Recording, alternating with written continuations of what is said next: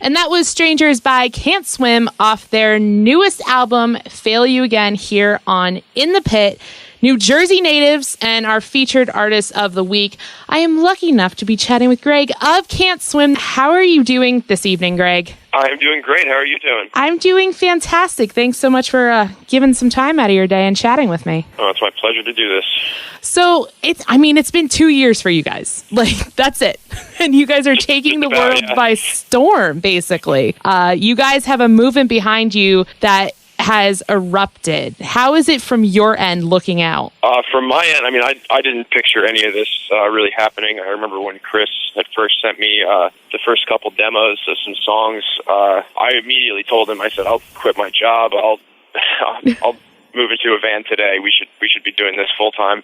And even though I was so passionate about it from the beginning, I still didn't think that we would be out here, touring regularly and with the label support and everything so soon. So it's really just been an amazing experience, and we're all just very, very, very, very much enjoying it. Good. And we're enjoying listening to your music. It's something different that's out there right now. I feel like you guys, the sound is almost like a Warped Tour vibe, but like in a dark club. Like you just want to go insane with the lights off, that type of thing.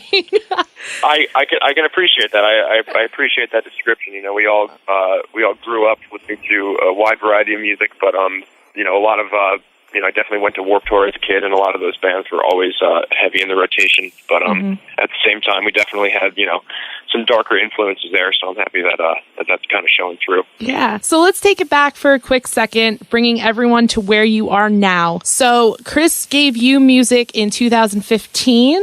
Like, how did that exactly start? So I've known Chris. Chris and I, we played in different bands, but we always played shows together growing up. And I knew him forever, and we hadn't really seen each other a whole lot in the last few years. But we were actually at a friend of ours' show, and he had just finished the demo for a song we have called Your Clothes, which was the first song we ever released. I guess he was looking for some people to play with, and I remember we just kind of had a conversation, and at the end he just said he was gonna send me some stuff. So I went and checked it out, and then it all just moved so quickly from there. It seemed we got in touch with Pure Noise soon after that, and we actually signed a deal with them before ever really playing a show. Yeah, which is just unheard of. I'd never heard of anybody really doing that. So yeah, it all we were all just kind of taking it as it comes. We're not really the type of people to really worry about a whole lot. Just let things happen, and so far that seems to be working out pretty well for us. So I would say so. So these demos, were they something like Death Deserves a Name, your EP? Yeah, so it was actually the two songs that he sent me were pretty much, though they were demos, the final versions, we didn't really change a whole lot other than the production quality. It was the song Your Clothes and the song Way It Was that's also on that EP. Mm-hmm. So they were essentially just completely done demos. We didn't really change a whole lot when we went into the final recording process. So Chris definitely had this vision, from the jump, and we've been staying pretty true to that kind of vibe, keeping the, fast intensity, but at the same time trying to be, emotional in the subject matter and really talk about difficult topics that we think a lot of people can really relate to. I know everybody in the band can. So, yeah, you said you got signed before you even played a show. You had these demos. So what was your first show as a band? So we released Death Deserves a Name on February 28th, 2016, and with all the help you get from being on a label, we got hooked up with a booking agent and everything. So our first show was actually in Portland, Maine, with 4 Years Strong in front of like 600 people. Wow. No pressure. So I know. So we're from New Jersey, and we used to always joke that because of the whole Pure Noise thing, we were like, our first show is probably going to be in like Ohio or something. It was even more random in Maine.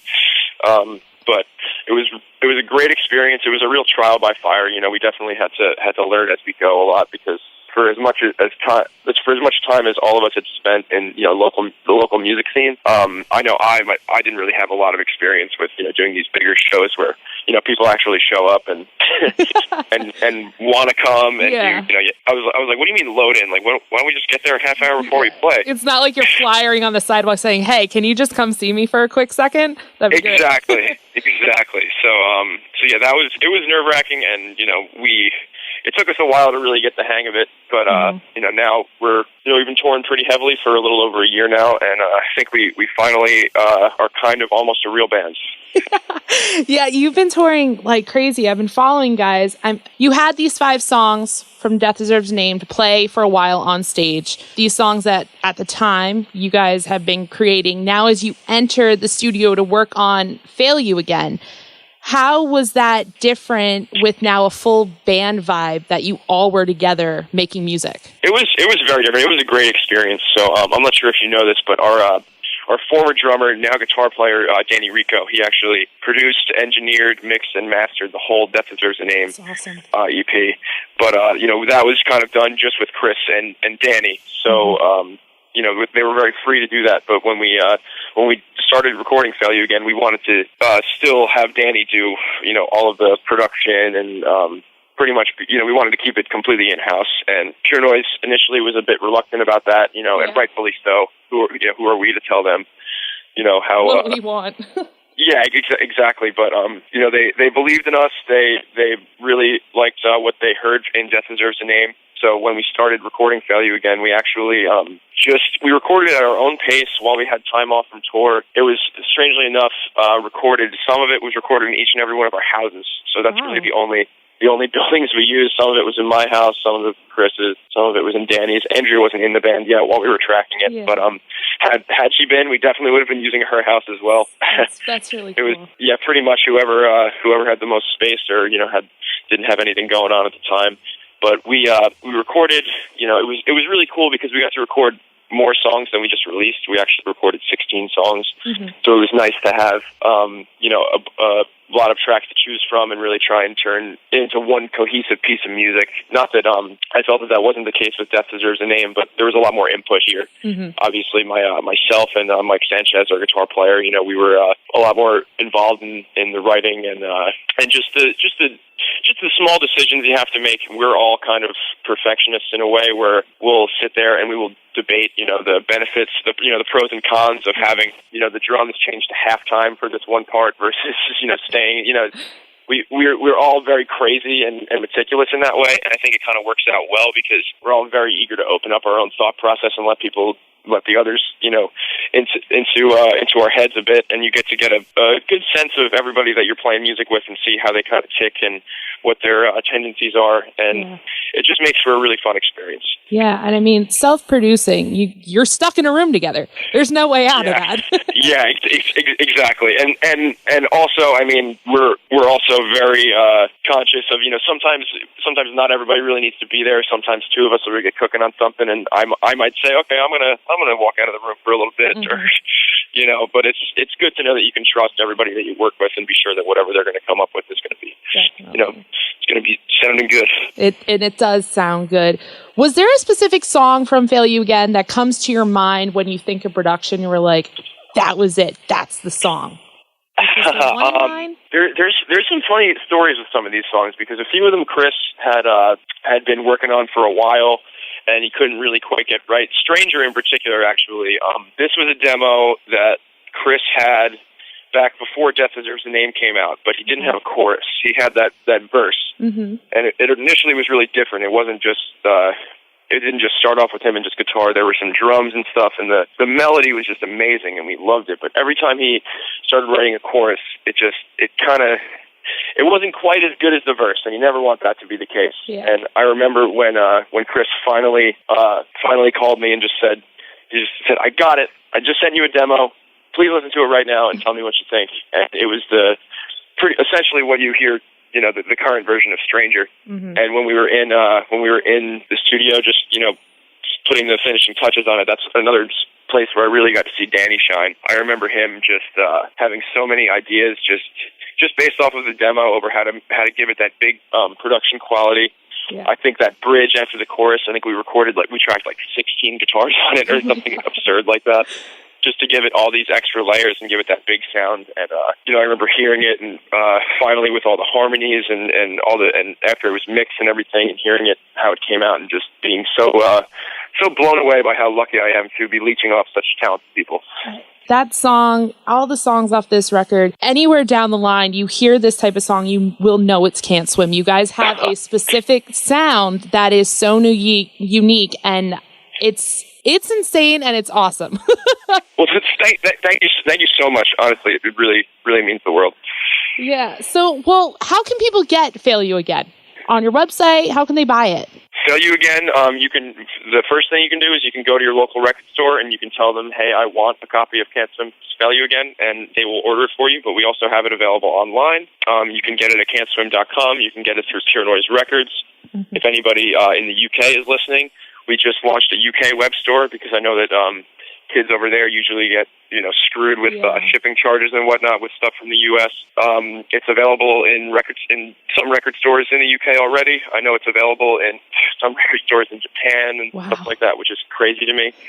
But through the power of the internet, you can get it pretty much anywhere in the world right now. But go local first. Yeah, if you could. I always loved going into record stores growing up and actually going and buying the physical copy. I know kids grow up a little different, but that was one of my favorite memories growing up is hearing about an album and then not having it at the record store and then asking them to order it and showing up and getting all excited and opening it up. I mean, and going off of that, I mean, everybody's got their own take on Spotify and music streaming in general right now. I mean, for me and most of us in our 20s, we spent most of our time, buying, but also on MySpace, listening to music and finding new bands.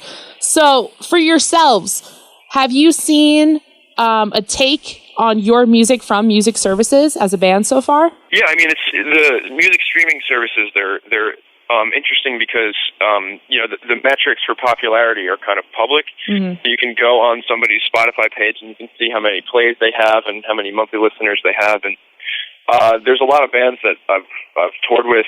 I feel like don't get the credit they deserve because people might go check their Spotify page out and see that or the opposite. They might think that they're better because they have so many plays or something like that. And it's kind of weird because it's before you go in the record store and you pick out something where the cover might speak to you, or maybe you've heard somebody talk about the band. But it's definitely so much different from when I grew up.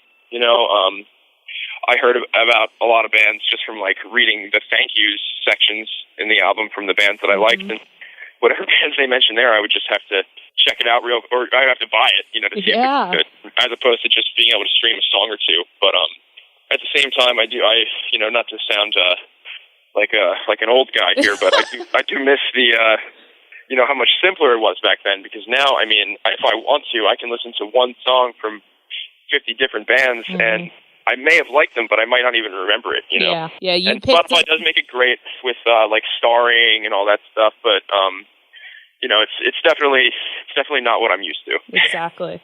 Yeah, I mean, I remember you had to go pick up that CD and you only knew that one song, and then you're like, oh my God, this is what the rest of the CD sounds like? Like, what? And sometimes the opposite, It was a little bit of mystery there, and I don't know, kids today don't have as much as that, but it's not necessarily a bad thing either. It's you're exposed to so much more, and I think that so many bands have had a chance to really break to that next level where they get real mainstream popularity coming out of a scene like this. Yeah. Whereas in the past, it was very much contained. Yeah. So in that sense, I do think that it's definitely a positive. Well, positive for you guys is touring, segue. Definitely. And it's been a staple now for you guys, if anything, for the past 2 years, and it's getting better. And you've got a great summer ahead of you. What is happening for you guys? So we're doing our first headlining tour. It's a short run all in the Northeast. It starts on June 22nd in Long Island, New York, and then we play Cambridge, Massachusetts, Freehold, New Jersey, Brooklyn, New York, and Philadelphia, Pennsylvania on this run. I'm really excited about it. The other bands we're going out with are called Souvenirs and Young and Heartless. They're both awesome bands. I'm really looking forward to seeing Souvenirs live, and we've toured with Young and Heartless before, and I'm really looking forward to seeing those guys again because they're a great band, and put on a really great show. And I just think it's going to be a lot of fun. It's our first chance to really headline, so it's nerve-wracking for us. You know, there's more to think about here. You know, we got to look at like ticket counts and whatnot, but I'm not trying to get too bogged down in any of the business side of it, and I'm just really looking forward to playing some longer sets, playing some songs that we've never played before live. So that's what I'm most looking forward to here. And as a fan, I'm very looking forward to it as well. Let me just tell you. I hope to see you at one of the shows. Oh, you definitely will. I'm going to Philly. Awesome. Yeah. That'll be the last show. So we'll end it good. Celebrating. Oh, so you got touring coming up for 2017. What else is happening? We all in July we're actually going to be going out on tour with New Found Glory, which is just a childhood dream of mine. You know, their self-titled record came out, I believe, in the year 2000, and I was like 12 when that happened, and I played that record backwards and forwards. I knew how to play every song on bass, every song on guitar. You know, and they're going to be it's a 20-year anniversary tour for them, so they're going to be playing that album in its entirety on a couple of the nights, as well as a few of their other albums. And you know, I didn't think that I would be as excited as I was, but as it gets closer, I'm really geeking out over here and acting like my 12-year-old self again. We played a couple of New Found Glory covers the other night. Me and Danny. Yeah, we were just like, I remember how to play this one, and then next thing you know, we're going through like the whole catalog. Yeah.